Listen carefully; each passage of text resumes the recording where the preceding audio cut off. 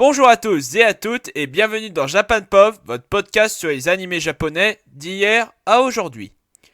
Pour ce second épisode, nous parlerons de Jungle Taitei, plus connu en France sous le nom du Roi Léo, qui, 2 ans après Astro Boy, introduit la couleur dans les animés et fait découvrir aux jeunes francophones l'animation japonaise à la télévision. Rappelez-vous, dans notre précédent podcast, nous avions parlé rapidement de Osamu Tezuka et de ses différents engagements, notamment pour le respect de l'environnement naturel. Ce thème est cette fois-ci au cœur du Roi Léo.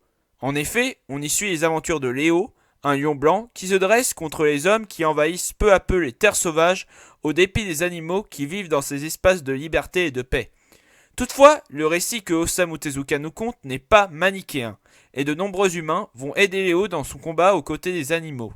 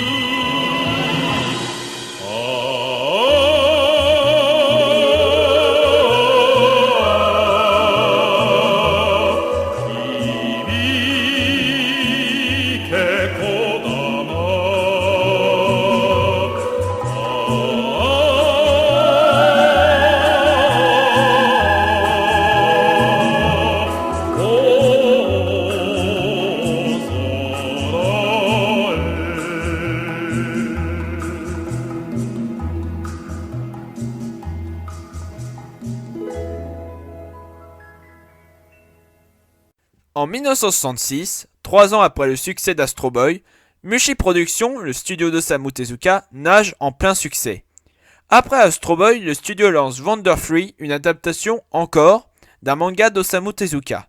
Cependant, ce même Tezuka ne veut pas se reposer sur ce succès et lance, après la fin de Wonderfree en août 66, un projet d'adaptation d'un de ses mangas, Le Roi Léo, et décide d'en faire le premier animé en couleur. Pour cela, Tezuka décide d'utiliser le procédé américain NTSC qui permet la diffusion d'une image analogique en couleur et qui a été testé 13 ans auparavant par les chaînes américaines. Cependant, ce procédé nécessitait pour Osamu Tezuka et son équipe à la direction artistique dirigée par Shigeyuki Hayashi, qui se fera connaître plus tard sous le nom de Rintaro, de mettre en couleur l'intégralité des dessins et d'acheter de nouvelles caméras, ce qui était un achat extrêmement coûteux pour un petit studio comme Mushi. Néanmoins, grâce aux revenus récoltés à la fois par les succès précédents du studio et aux revenus engrangés par Tezuka au fil de ses différents mangas, le 6 octobre 1965, le premier épisode du Roi Léo est diffusé sur Fuji TV et est réalisé par Eiichi Yamamoto, Tezuka ayant décidé, suite à la demande de ses éditeurs, de se concentrer davantage sur ses mangas.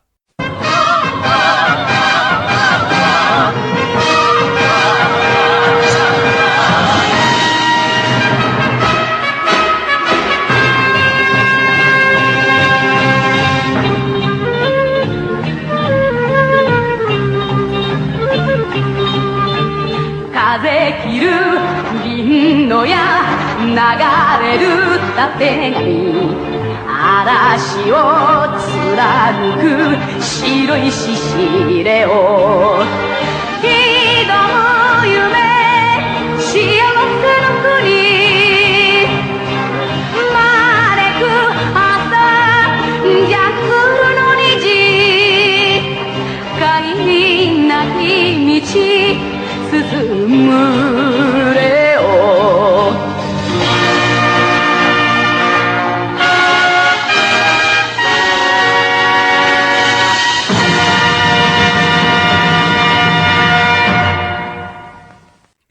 20 décembre 1972, Le Roi Léo est diffusé pour la première fois en France sur la première chaîne de l'ORTF. S'il s'agit à ce moment-là de la première série d'animation japonaise sur les antennes francophones, des films d'animation nippon ont déjà été diffusés en France, comme La légende de Madame Peinyang, plus connu sous le nom Le Serpent Blanc, ainsi que des épisodes de Cyborg 009 diffusés dans les cinémas avant les actualités. Néanmoins, Le Roi Léo rencontre un petit succès chez les enfants français, appréciant ce nouveau type de dessin animé qui tranchait avec les productions animées américaines ou européennes. Le doublage français de cette série a été fait au Québec, qu'il a diffusé un an auparavant, et est composé d'un casting de comédiens 100% issus de cette petite province canadienne. Dans le doublage d'époque, Léo est interprété par Alain Clavier, connu pour avoir doublé Tommy Lee Jones dans la version québécoise de Firebird. A noter néanmoins que pour cette première diffusion, seule la seconde partie de la série a été diffusée et que les génériques de début et de fin ont été inversés, en plus d'avoir été rechantés. Voici d'ailleurs le générique de début chanté par Isabelle Pierre, connue surtout pour sa chanson Le temps est bon, composée en 1971 par Stéphane Venn.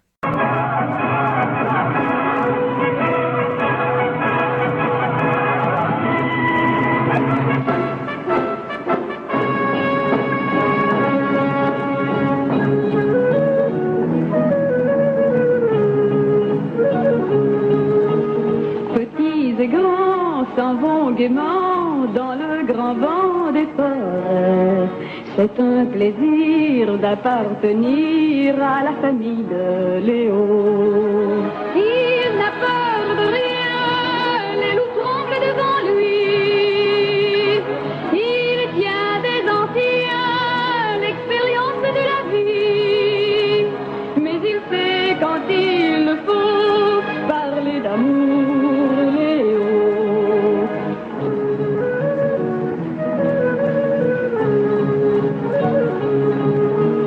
Les éléphants, les caïmans, les petits fans sont amis.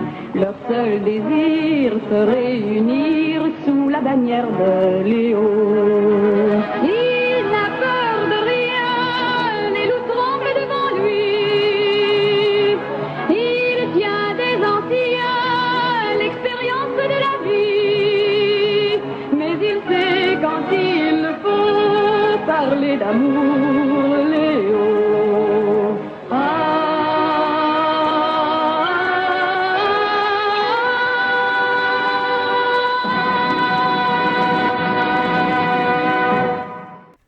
Après cette première diffusion en France, il faudra attendre 18 ans, en 1990, pour que la série soit rediffusée sur A5 dans un nouveau doublage français, couvrant cette fois-ci l'intégralité de la série. Dans ce nouveau casting, cette fois-ci entièrement français, on retrouve une grande voix des dessins animés de l'époque, Jacques Iberger, sur Léo, qui a doublé notamment Esteban dans Les Mystérieuses Cités d'Or, et récemment Gon, le personnage principal de Hunter x Hunter. On retrouve également George Atlas qui a doublé Tenshinhan dans Dragon Ball et Dragon Ball Z, et Maurice Sarfati, connu principalement pour la voix délirante qu'il donne au méchant de Nicky Larson. Aujourd'hui, seul le générique de début écouté précédemment a été retrouvé du doublage original de 1972, porté disparu suite à une loi supprimée en 2014 interdisant la diffusion de doublage québécois en France. Ainsi, seul le doublage de 1990 est accessible sur les DVD édités par Déclic Images.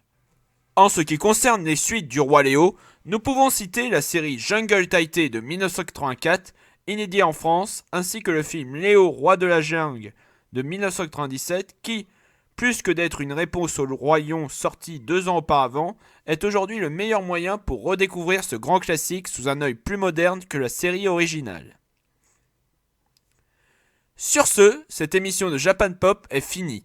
Si l'émission vous a plu, n'hésitez pas à vous abonner à la chaîne pour être tenu au courant des prochains Japan Pop et à accéder au site internet dans la description pour y découvrir les actualités de la Japanimation que j'y posterai de temps en temps.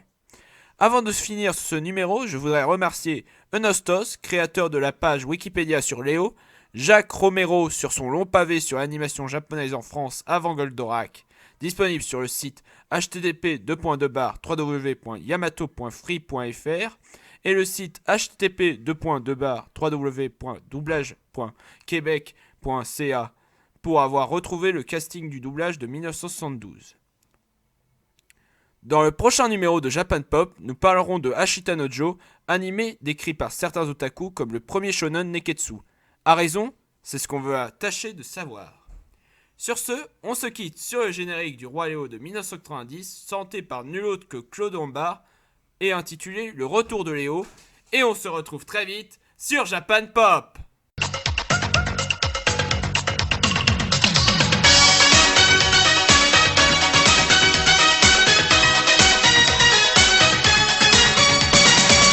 Je suis Léo, petit lion de l'Afrique.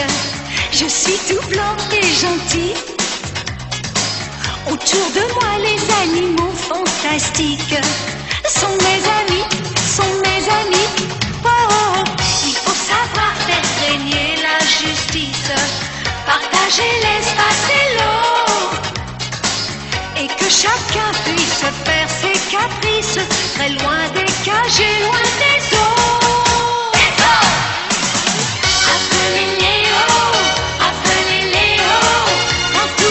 Sous le soleil des savanes, appelez Léo, tout ira bien du Kenya au Togo. Chacun a son petit travail sur son petit coin de terre.